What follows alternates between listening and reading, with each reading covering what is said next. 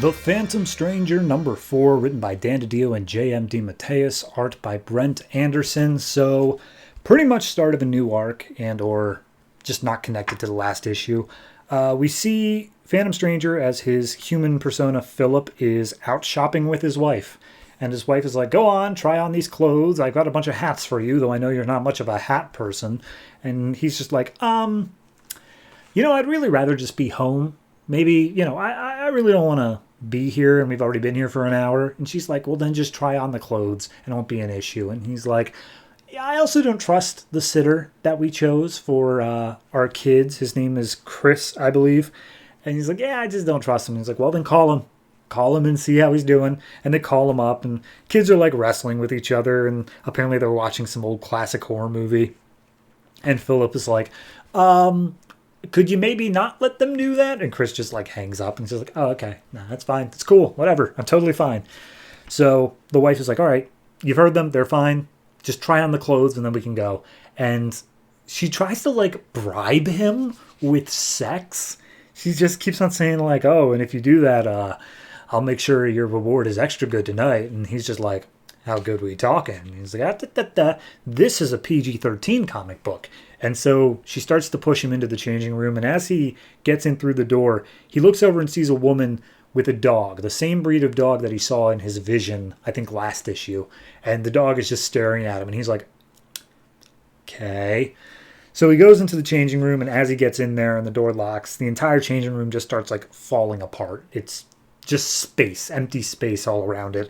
And so he's like, well, this is a Phantom Stranger thing, I'm betting. So he turns into Phantom Stranger and steps out through the door, and wouldn't you know it, it's Constantine.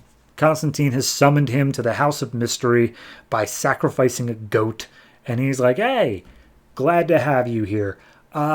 Just gonna keep me telling you this, keep this real simple, because it goes on for like 12 pages. Constantine basically says, you told me in the pages of Justice League Dark that there's a war coming, and you want me to join your side.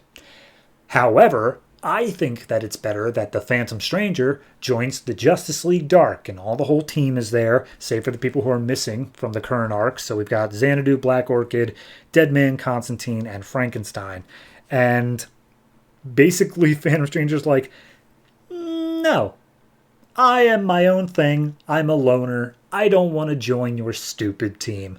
And at that point, Frankenstein goes to stop him, and he just uses his magic abilities to chop Frankenstein's arm off, which knocks him out because, he lost an arm. So then Deadman goes to try to stop him, and as Deadman goes inside, Frankenstein's like, don't you dare. If you mess with my soul, we're both going to hell.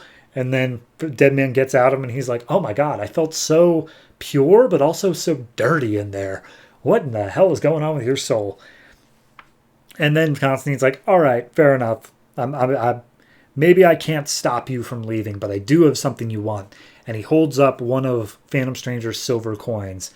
And he's like, I heard from a little birdie that you're not able to stop being Phantom Stranger until all of your penances on your little silver necklace are paid. And you lost one, and I found it. So you're going to do whatever I want, and then I'll give you this silver coin. But here's the deal. I'm going to let you think about it. So you go on and get. So he sends Phantom Stranger away before he can try to seize the coin.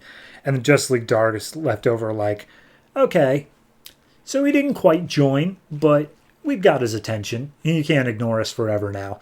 So Constantine's happy with that. Phantom Stranger, as Philip, then busts out of the changing room. Turns out that it has been 20 minutes where he seemingly has just disappeared from a one-door changing room, and he's using his powers, looking for his wife's presence, cannot find her anywhere in the building, just like, crap, she must have gone home. So he just teleports himself over there. He calls for his wife, no answer. Calls for the babysitter or the kids, still no answer. He's like, that's not good. Also, I feel the feeling of death. What's going on in here? And as he walks out into his den, he sees the babysitter, Chris, has been murdered. And he is strung up in a Christ-like fashion over the mantle. And just like, oh, crap. Somebody came for me. Somebody knows I'm Phantom Stranger. And somebody came for me and my family. So he does a very wide scan across the entire planet. cannot find his wife or kids anywhere, which means either they're not on this plane of existence or something bad happened to them. And he's like, I'm never going to forgive myself, but don't worry, I will save you. I promise that. And Pandora shows up right behind him, just like, hey, stranger, your family got taken.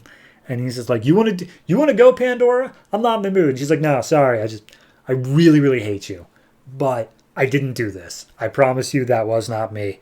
And he's like, all right, then who was it? And she's like, well, you pissed off a lot of people recently, but if I had to take a guess, I'm betting it's the Spectre. And we get one full page of the Spectre, potentially maybe being the guy who did it. And that's it. I thought it was good. I think that unless this book is going to heavily focus on the Justice League Dark, or have at least a full arc dedicated to Phantom Stranger being with the JLD, I don't think that this majority, like the half of the issue we dealt with him talking to Constantine, was really all that worth it. I think that it came off as just a bit strange that in a book that is not Justice League Dark, we have an entire part about him joining the Justice League Dark. Now, if he turns it down, if he does not do it at all, that could work out. I think having him just be like, no, I am my own person, but like more forcefully. Or even if he has just one issue with them in his own book, I think that'd be fine. But if he doesn't really interact with them again in this book, however, he does join the team in their book, that's going to be a bit weird. And I'm not sure if that's going to happen, but I don't like that as setup for an entire issue of this book to waste on something another book is doing. So, again, just speculation on my end. This particular issue, though, just felt a little bit weird. It's a issue of two very separate parts and just kind of feels like setup for the next thing they're going to be doing. But it's not an awful issue on its own. So I'm going to give this one I'll give it a 7. And a lot of that comes down to, I kind of glossed over it, but I do like the dialogue. I do like the way that they back and forth with each other. And even him talking to his wife was pretty solid dialogue throughout. So I'll give it to 7 based solely off that. And we'll see if Justice League Dark returns next issue.